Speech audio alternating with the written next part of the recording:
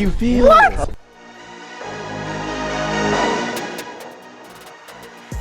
Yo, what's up YouTube? It's your boy Emperor also back on the NBA 2K17 video. I hope you guys enjoyed that little intro. If you did, please do not forget to hit that like button. I greatly appreciate those likes. But nonetheless, in today's video we'll be covering on the best dribble moves in NBA 2K17, specifically that get the most ankle breakers after all these patches that 2K has dropped. Specific dribble moves that get so many ankle breakers in this game, and that's exactly what we're gonna go over. So please hit that subscribe button if you're new. Drop 3,000 likes on this YouTube video, and nonetheless, let's jump right into the video. Now, the very first move that I must cover when it comes to ankle breakers and dribbles, it has to be the momentum behind the back. I'm sorry, but if I were to have to put one single move that gets the most ankle breakers, it definitely will be the momentum behind the back. You guys are gonna see so many clips. You guys have already seen clips me dropping people with the momentum behind the back, and I just stress to you guys, if you guys do not do this move, or you don't do it that much, I just stress to you guys that you guys should do it more often, because it creates space. It gets those ankle breakers almost every single time you do this move. If you have the grand badge and you do momentum behind the back, that's a GG. That man's ankles are done. RIP, send him to the cemetery. And I stress to you guys how I'm gonna say overpowered the momentum behind the back is, because literally it gets so many ankle breakers. That is what it specifies. That's what it does. I'm really surprised 2K has not patched that move, and it's been out for the longest since this game has came out. Definitely momentum behind the back has to be number one. Now, coming up next, the next move that gets a lot of ankle breakers, but I actually don't do this move that much, is going to be the momentum spin move. I mean, you guys have already seen this move all across YouTube. I really don't do it that much just because you lose the ball quite often if you do it wrong. If you are going to do the momentum spin move, make sure you have that Elite 4 spin move done or equipped to your My Player, because definitely that is the best spin move in the game and the best spin move for the momentum spin move. If you guys don't know how to do the momentum spin move, all you really want to do is a momentum crossover and just simply do a spin move in the opposite direction. Very easy. You guys can see me doing it right here on my court. I'll probably start doing it a little bit more often just to bring it to you guys in the intros and stuff. It definitely does get ankle breakers. It's just a little flashy move. Now, coming up next is the only move in NBA 2K17 that has got me a double ankle breaker on the same person on the same play in NBA 2K17. And that's going to be the Jamal Crawford between the legs size up combo.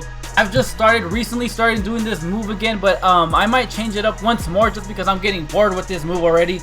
I will tell you guys, it does get a bunch of ankle breakers. That's what it does. For some reason, the Jamal Crawford signature styles on every single NBA 2K15, 2K16, 2K17, they just get tons of ankle breakers. I don't know what it is. I know that man has crazy handles in real life, but in the game, his moves are overpowered. Sometimes they get ankle breakers. Like I said, this move right here is responsible for the only double ankle breaker on the same person on the same play in NBA 2K17 for me. That just tells you how nasty this Jamal Crawford ankle breaking move is. Be sure to try that out. Now, another move that gets a ton of ankle breakers, but a lot of people don't really do even after patch 11, is going to be that between the legs size up combo of John Wall. Now, the reason that this move gets a ton of ankle breakers is because his movements or his animations that you do when you have this move equipped to your My Player are exaggerated. As you guys can see right here on my My Court, he does like a crazy long ass crossover, a crazy long ass snatchback. Those two moves alone will get you a ton of ankle breakers, but the only downfall, and I think this is the reason why a lot of people don't really use this John Wall, is because you must complete the whole animation, which means you cannot cancel out of it. You might be able to do a hop jumper out of those animations, but it's going to be a slow ass hop jumper. Overall, that John Wall does get a ton of ankle breakers, but I do realize why people don't use that move that much anymore.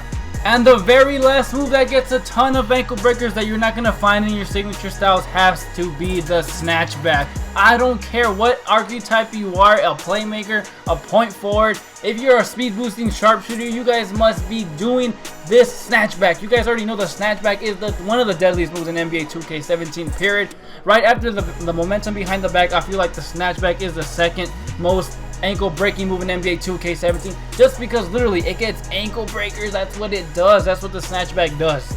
Can I tell you guys how many games I've been in and they're like, oh my god, okay, look, it's the YouTuber Emperor Mufasa right there. I'm gonna drop his ass just so he can put it on YouTube. I can tell him I just dropped that dude off. They literally just spam the snatchback in my face. I don't really fall that much. I mean, occasionally that snatchback will get me and they'll be like, oh man, you just got exposed, son.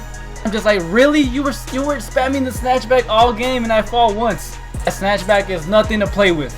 If I had to name the top 3 ankle breaking moves in NBA 2K17, at number 1, I am going to put the momentum behind the back, flat out, hands down. That is number 1. That gets so many ankle breakers. I cannot put that anywhere else but number 1.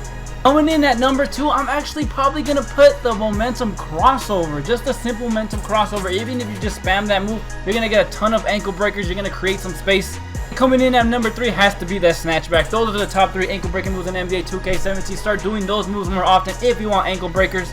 If you're new to my YouTube channel, be sure to hit that subscribe button. Thank you for checking out the video. Let's get 3,000 likes on this YouTube video. And as always, has been your boy Emperor Foss, and I'll see you guys in the next one.